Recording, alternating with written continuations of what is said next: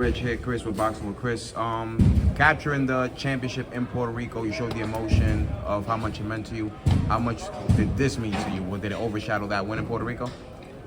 Yeah, honestly, this was the, moment I was waiting for, to come home in New York and headline. But I wanted to go there as the world champion, and I felt like it was going to be bigger for the city.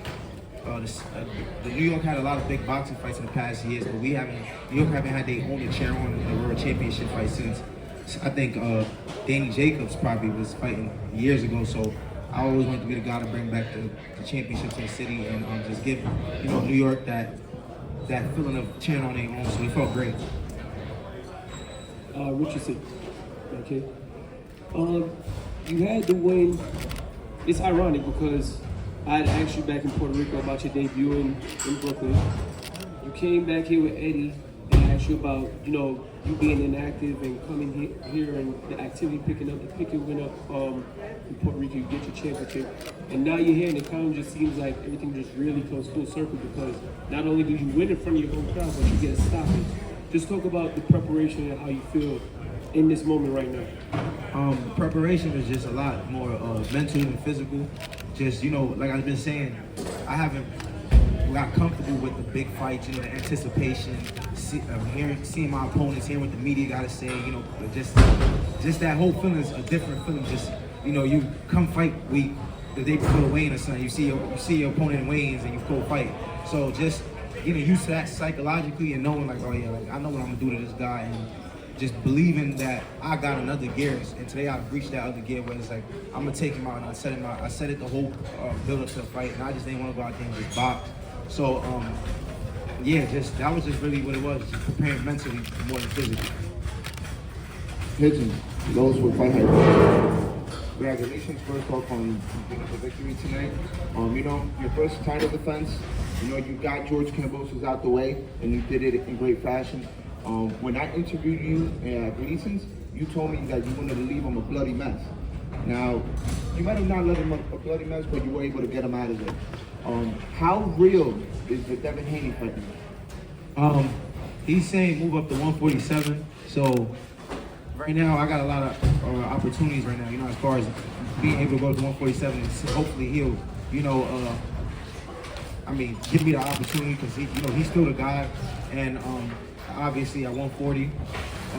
So it's the opportunity is definitely real. I think that fight that people want to see me and Devin Haney, me and Teofimo. I've been saying for a long time now that they're gonna have to put my name in this conversation. You feel me? Because if you want to see superb boxing, you gotta put me in that conversation with Devin Haney, the Ryan Garcia, the Teofimo. I've been telling y'all for the longest, I'm just as good as these guys, even better. Eddie been telling y'all, my manager been telling y'all, my team, my coaches, everybody been telling y'all. But I guess it took that for y'all to want to listen to and hear us now.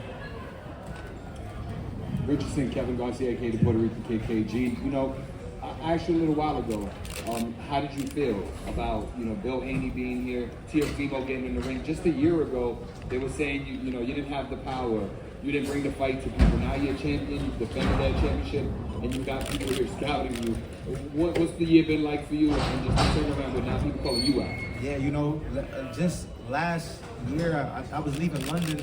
Last year, July, I was on Twitter going back and forth with George Kambosis actually. He was like, you'll never be world champion, you're only gonna fight in front of 300-400 people. And how ironic to defend my world championship against him in New York in a arena that I think we did a great, event.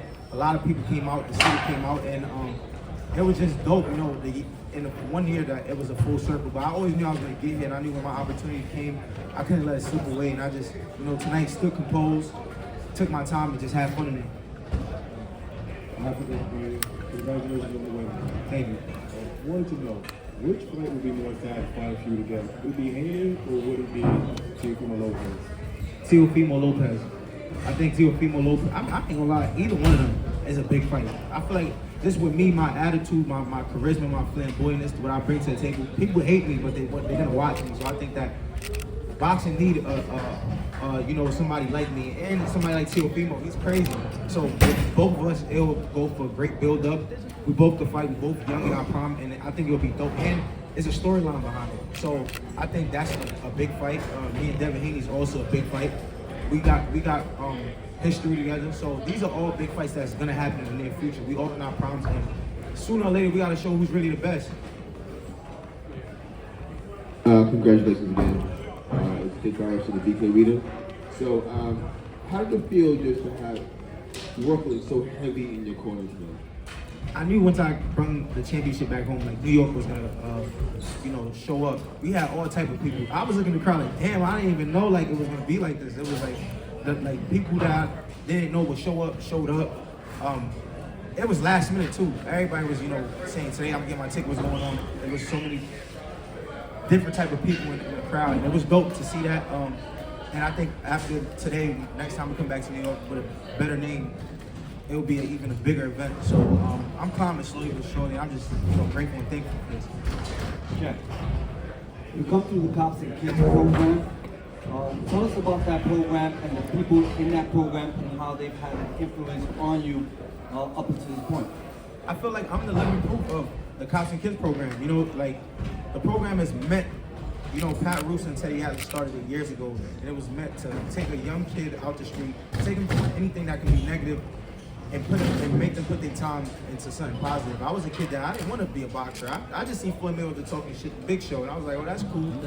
I came to the gym, I smelled the hand wraps, I seen the kids coming in with trophies, I seen them going away to tournaments, and it changed my life. So I feel like me coming from that program, it can show the young kid that I come from the same place as you. I had the dirty boxing shoes, the used boxing shoes that the older guys would give me, the stink hand wraps that my hands smell like fungus, the gloves that was just messed up. I've been through all them emotions, from Coach Sosa giving me my first pair of new boxing shoes and me just being happy. But more of the story, that program is meant to help a kid push their trajectory in life towards a positive, standpoint in life. And I feel like whether it's boxing, whether it's being anything you want to be in life, that program can change anybody's life, and I'm living proof of it. So none of this would be possible without Cops and Kids. Like Luther Bella said the other day, I was the kid sneaking in behind, trying to get in the backstage and trying to see what's going on with the pros. I used to try to steal the pro gloves after the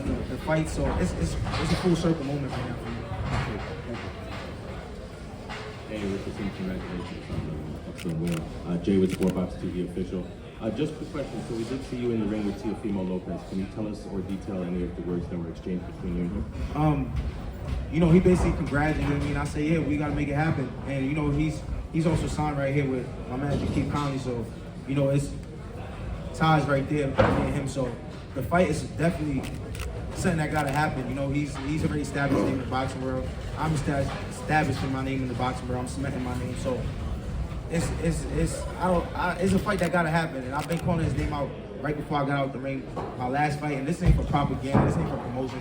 I do believe I'm the best, and I'm ready to compete against anybody in the sport.